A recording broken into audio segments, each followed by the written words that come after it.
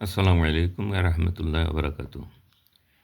প্রিয় এসএসসি পরীক্ষার্থীবৃন্দ, তোমাদের বাংলা প্রথম পত্রের পরীক্ষা হয়ে গেছে।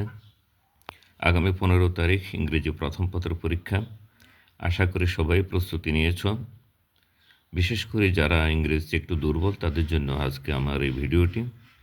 সংক্ষিপ্তভাবে একটি টেকনিক উপায়ে ইংরেজি প্রথম পত্রে পাশ করা যায় সেই ব্যাপারে তোমাদেরকে কিছু টিপস দিব। আশা করি তোমরা মনোযোগ দিয়ে আমার ভিডিওটি দেখবে এবং কমেন্ট করবে।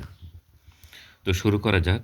প্রথম প্রশ্ন, ধরো তুমি প্যাসেজটা বোঝো নাই, প্রশ্ন উত্তরগুলো কীভাবে দিবা সেটা তুমি জানো না, তুমি অত্যন্ত দুর্বল ইংরেজিতে। এখন তোমাকে কিভাবে অ্যান্সার করলে অন্তত তুমি 5 নম্বরটা পেতে পারো সে ব্যাপারে তোমাকে কিছু টেকনিক শিখিয়ে দিচ্ছি। 1 নম্বর প্রশ্ন উত্তরে দেখো, choose the correct answer from the following alternatives. অর্থাৎ কারেক্ট অ্যান্সারটা তোমাকে দিতে হবে মাল্টিপল চয়েস। এখানে 4টি প্রশ্ন থাকবে, প্রশ্ন একটা থাকবে, 4টে উত্তর থাকবে, তুমি সঠিকটা দাগ দিতে হবে।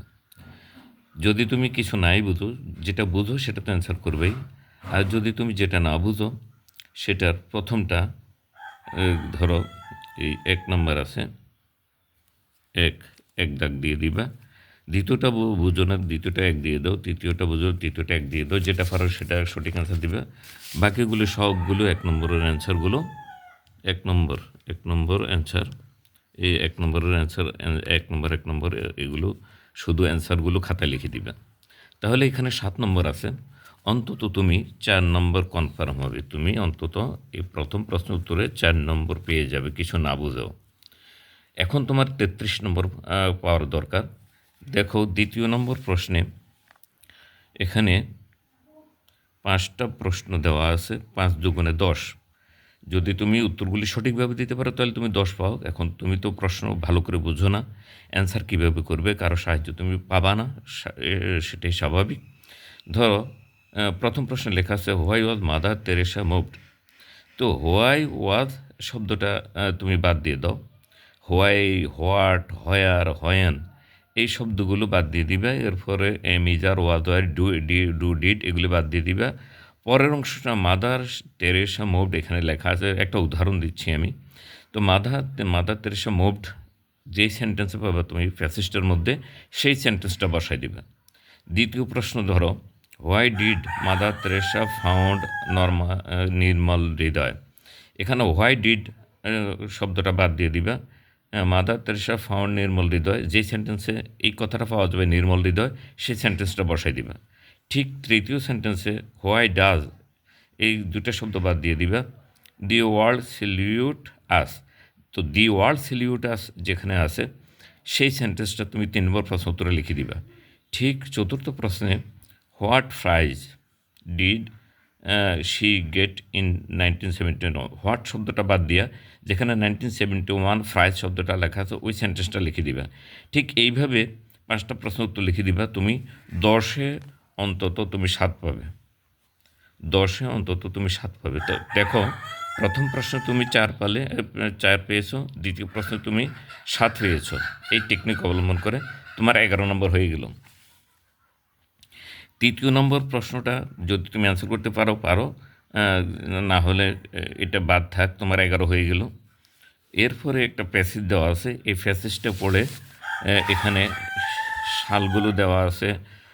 যেমন ধরো একটা উদাহরণস্বরূপ এই প্রশ্নটা নিয়ে, Abraham Lincoln 16th president noted for 1861 to 1865 the USA achievement speciality. এখন এই যে কথাগুলো, যে প্যাসেজের যে লাইনে আছে, এই ওয়ার্ড, এই ওয়ার্ড, এই ওয়ার্ড, এই ওয়ার্ড যেই সেন্টেন্সে লেখা আছে সেই সেন্টেন্সটা তুমি তুমি সেন্টেন্সটা থেকে খোঁজ করে এখানে বাকি যে শব্দটা আছে সেই শব্দটা এখানে বসে দিবা। এখানে যে শব্দগুলো আছে এই শব্দগুলো যে সেন্টেন্সে আছে সেই সেন্টেন্সের মধ্যেই কিন্তু একটা বাকি সেন্টেন্সটা আছে, সেই সেই সেই ওয়ার্ডটা এখানে বসে দিবা। ঠিক দ্বিতীয়টাও এরকমভাবে দিবা, তৃতীয়টাও এইভাবে দিবা, চতুর্থটাও এইভাবে দিবা, পঞ্চমটাও এইভাবে দিবা। দিয়ে দিলে তুমি এখানে 5-এর মধ্যে অন্তত তুমি 3 পেয়ে যাবে। তাহলে তোমার কত অ্যান্সার হলো? তোমার 7 4 11। 11 আর 3 14, তুমি 14 পেয়েছো। এরপরে 5 নম্বর প্রশ্ন উত্তর, write a summary of the passage in your own words. অর্থাৎ প্রথম যে তোমাকে ফ্যাসেজটা দেওয়া হয়েছে সেখান থেকে তুমি নিজের ভাষায় 5টা বাক্য লিখবে। তো তুমি এখান থেকে প্রথম সেন্টেন্সটা লিখবে। এরপরে ইম্পর্টেন্ট সাল সহকারে যে সেন্টেন্সগুলো আছে, যে সালের সেন্টেন্সগুলো আছে, যেমন 1978 টু 1979 ফুল স্টপ পর্যন্ত গুরুত্বপূর্ণ কয়েকটা সেন্টেন্স এবং শেষের সেন্টেন্সটা লিখে দিবা। 5টা সেন্টেন্স মিলে তুমি লিখে দিয়ে দিবা। লিখে দিয়ে দিলে তুমি এখানে 10 নম্বর এটার মার্কস, তুমি 10 অন্তত পাস হয়ে যাবে। তাহলে তোমার 11 আর 3 14, 14 আর 5 19 হয়ে গেল। এরপরে দেখো 7 নম্বর, রিয়ারেঞ্জের মধ্যে সচরাচর ওয়ান আপন এ টাইম এই ধরনের কোনো ওয়ার্ড যেই সেন্টেন্সের মধ্যে আছে সেই সেন্টেন্সটা প্রথমে দিয়ে দিবা। শেষে দিয়ে যদি ডায়েট থাকে, একেবারে কোনো একটা সেন্টেন্সে যদি ডায়েট থাকে তাহলে সেই সেন্টেন্সটা একেবারে শেষে হবে। এরপরে বাই সিরিয়ালে তুমি যতটুকু বুঝো ততটুকু অ্যান্সার করো। এখানে তুমি 8-এ কমপক্ষে তুমি 3 পেয়ে যাবে। তাহলে কত হয়ে গেল 3, 3 আর 5 8, 8 3 11, 11 আর 14 26। এরপরে দেখো তোমার answer the following question to write paragraph on tree plantation. তো বোঝা গেল ট্রি প্ল্যান্টেশনের উপর তোমাকে প্যারাগ্রাফ লিখতে দিয়েছে। তুমি যদি না পারো তো ট্রি প্ল্যান্টেশনটা প্রথমে খাতার উপরে ট্রি প্ল্যান্টেশনটা লিখবা।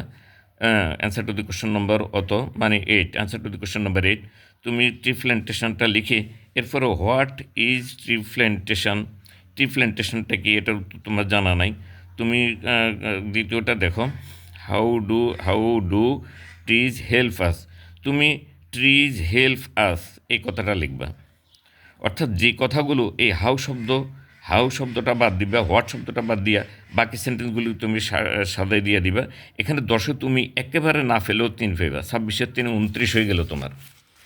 এরপরে দেখো 9 নম্বর প্রশ্ন উত্তর, read the beginning of the story, add at least 10 new sentences to complete the story. তো এই স্টোরিটা তুমি এখানে লিখবা। দেখো এখানে লেখা আছে ওয়ান ডে এ ফার্মার। তো এ ফার্মার যদি তুমি টাইটেল নাই দিতে পারো, নামও নাই দিতে পারো, এখানে প্রথম যে শব্দটা কোনো বিষয় সম্বন্ধে দেওয়া হয়েছে সেটাকে তুমি নাম দিয়ে দিবে। Answer to the question number 9 লিখবে এ ফার্মার। এই ধরনের তুমি খোঁজ করি একটা ওয়ার্ড দিয়ে দিবা যাতে গল্পটার নাম হয়ে যায়। তারপরে তোমার যতটুকু এখানে লেখা আছে ততটুকু পর্যন্ত লিখে দিবা। এরপরে আর কিছু না দিতে পারো। এর 10-এ তোমাকে 5 দিবে এক্সামিনার। যতটুকু আছে এখান থেকে তুমি 5 অ্যান্সার দিয়ে দিবা। দেখো তোমার ওখানে কত হলো, এখানে আরও 5 যোগ দিয়ে দিলে তোমার 1 নম্বরের কাছাকাছি হয়ে গেল বা 1 নম্বর হয়ে গেল। এরপরে এখানে যে পয়েন্টগুলো দেওয়া আছে পাই চার্ট, এই পাই চার্টের যে পয়েন্টগুলো দেওয়া আছে এই পয়েন্টগুলো দিয়ে তুমি সেন্টেন্স গঠন করে দিবা। এই চিত্রটা প্রথমে আঁকবা, এই পাই চার্টের পয়েন্টগুলো দিয়ে একটা পয়েন্ট লিখে ফুল স্টপ দিয়ে দিবে। এই লাইনটা লিখে ফুল স্টপ দিবে, এই লাইনটা লিখে ফুল স্টপ দিবে, এই লাইনটা লিখে ফুল স্টপ দিবা। এখানে 10-এ তুমি 5 পেয়ে যাবে। এরপরে তোমার ধরো ইমেলটার অ্যান্সার করা অত্যন্ত সহজ। Right, suppose you are Nayan Afroza one of your friends. তো তুমি নয়ন, আফরোজা তোমার একজন বান্ধবী। তো প্রথম দেখতে হবে তোমাকে কী নাম দিয়েছে। তোমার নামটা তুমি শেষে লিখবা, উপর দিয়ে আফরোজার নামটা লিখবা, আফরোজার ইমেল নাম্বারটা লিখবা। ইমেল নাম্বারটা যদি তোমার জানা থাকে, আর না হয় যে afroza.com এতটুকু দিয়ে দিবা। আবার যে নামটা দিবে .com, ব্যাস afroza@email.com দিয়া। এরপর দিয়া বিষয়টা দেওয়া আছে, has made a brilliant result in the examination. এই যে বিষয়টা লেখা আছে শুধুমাত্র বিষয়টা তুমি লিখে দিবা। বিষয়টা লিখে দিয়ে তারপরে এখানে দেওয়া আছে congratulation on her brilliant success. যদি এই ধরনের প্রশ্ন থাকে তো শুধু বিষয়টা তুমি লিখে দিয়ে দিবা। এরপরে তুমি শেষে দিয়ে লিখবে ইউস মানে তোমার, অর্থাৎ তুমি তার বান্ধবী বা বন্ধু। ইউস দিয়ে তোমাকে যেই নামে প্রশ্নটি দেওয়া হয়েছে সেই নামটা তুমি লিখে দিবা। এখানে তুমি 10-এ একেবারে কমপক্ষে তোমাকে 4 দিবে।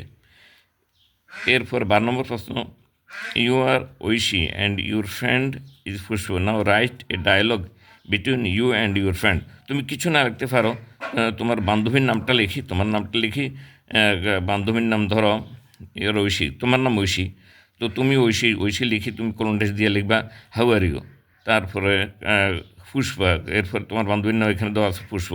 একটা কথার কথা আমার তোমার প্রশ্নের মধ্যে যেভাবে আছে সেইভাবে লিখবা, যেভাবে ইন্ডিকেট করা হয়। তারপর তুমি তো লিখবা হাউ আর ইউ, সে লিখবে আই এম ফাইন, তুমি পরে লিখবা থ্যাংক ইউ, এরপরে দিয়া আবার সে লিখবে গুড বাই। যদি এই 4টা লাইন তুমি লিখতে পারো, এখানে দর্শক তোমাকে 2 দিবে। দেখো তুমি এখানে 2, এরপর 5, ওখানে 5, অর্থাৎ তোমার 12 নম্বর প্রশ্ন উত্তরে 2, 11 নম্বর প্রশ্ন উত্তরে তোমার একেবারে কমপক্ষে তুমি 5 পাইবা, 2 আর 5 7, 10 নম্বর প্রশ্ন উত্তরে 5, 12, 9 নম্বর প্রশ্ন উত্তরে 5, 17। টি প্ল্যান্টেশনের এখানে একেবারে তুমি 10 নম্বরে কিছু না পাও 3, 15। রিঅ্যারেঞ্জ এখানে 7 নম্বরে কিচ্ছু না পাও তুমি 8-এ 3, 18। এরপর এই যে তোমার টেবিলটা, এই টেবিলের মধ্যে তুমি কমপক্ষে মিলিয়ে ঝুলিয়ে 4 বা 5 হবে, 18, 5, 23। উপরের অংশের মধ্যে ওইভাবে যেভাবে আমি বলেছি সেভাবে লিখবা, এখানে অন্তত 3, 27। এইভাবে তুমি দেখো 27-এর পরে এখানে যে কোশ্চেনটা আছে 3 নম্বর বাদ দিয়ে দিলাম, এরপরে 2 নম্বর প্রশ্ন উত্তরে 7, 1 নম্বর প্রশ্ন উত্তরে 4। দেখো তোমার 5 নম্বরের বেশি তুমি পেয়ে গেছো। আশা করি এই টেকনিক অবলম্বন করে একটু চিন্তাভাবনা করে অ্যান্সার করবে, ইনশাল্লাহ ইংরেজি ফেল করার কোনো কারণ নেই। ধন্যবাদ সবাইকে। ভিডিওটি ভালো লাগলে শেয়ার করে দিবে, তোমার বন্ধুদের সাথে পরামর্শ করবে।